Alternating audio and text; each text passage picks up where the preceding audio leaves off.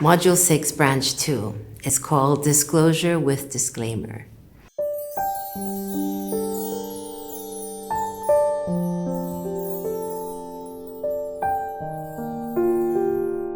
I like the name because what it's saying is that you're willing now to disclose all the epiphanies you've had, with a disclaimer that you didn't know that you didn't know before, so that no one can turn around today and blame you again for things you did in the past.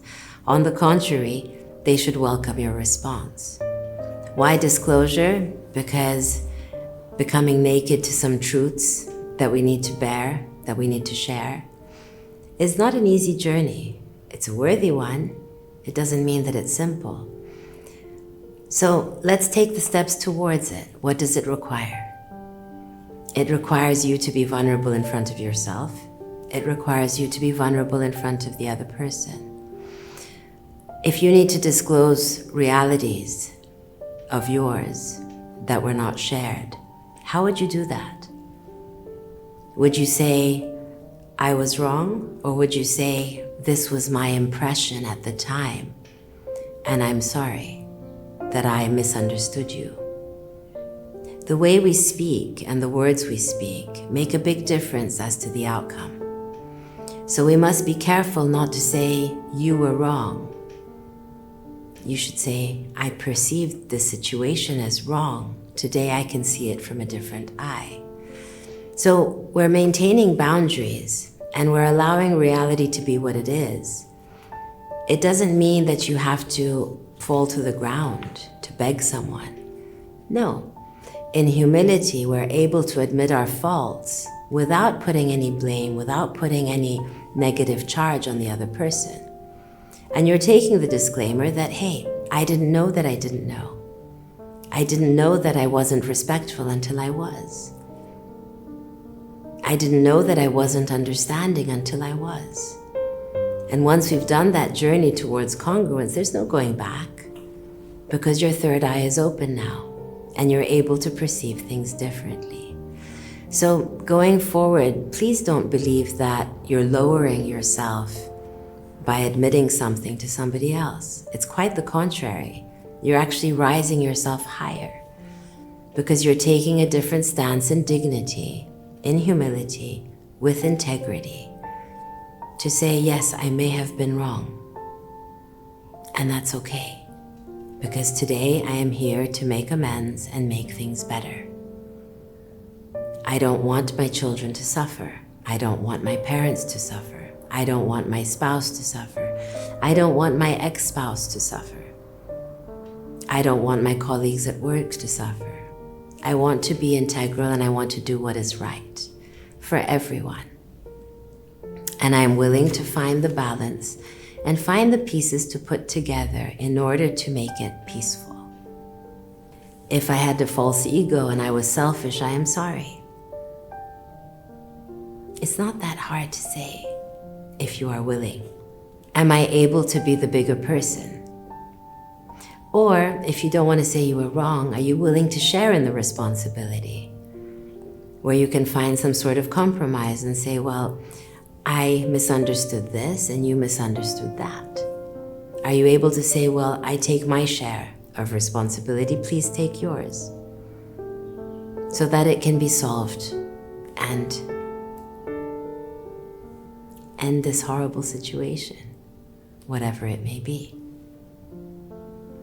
The thing is, a lot of times we don't think we have possibilities or solutions.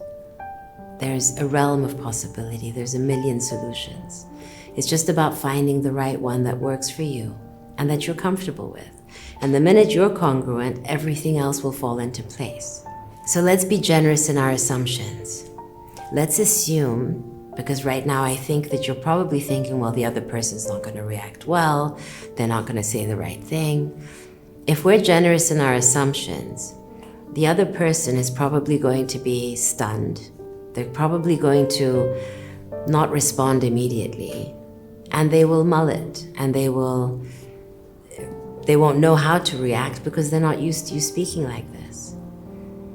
But let's say we give them that generous assumption and we leave them room. And we don't anticipate that they're going to respond immediately and get upset if they don't. No, we allow time to time. You give time to time. And you sit with the discomfort, being comfortable with the discomfort of waiting for them to find that sense of peace and for you to put all the energy to the universe to make it happen graciously. It makes all the difference. Because if you're anticipating a negative response, it's probably already lost. So you need to be in a space where even if the other person is going to respond negatively, you're willing and you're able because you know that you're doing what is right. You know you're doing things from your highest and best, and whatever response you receive will be okay because you have said what you needed to say. Your accountability and your responsibility is yours. However the other person responds is not actually part of your intention. Your intention is to do what is right to everyone involved. Therefore, the best thing you can do is to open yourself and say, I am willing to do this for the right reasons, for the right responses, and I am willing to anticipate that I can receive the right response. Remember that the person in question was once important to you and someone you were communicating well with. Therefore, there's no reason why you can't find good communication again. And if it's a parent-child relationship, you know that the seeds of love are already planted. Therefore, watering them and bringing them back to life is not difficult. On the contrary, it's beautiful. I am vulnerable, and I am allowing myself to disclose my truths, with the disclaimer that I will protect myself if I need to, yet with the knowledge that I have done what's right and I have done everything to the best of my ability.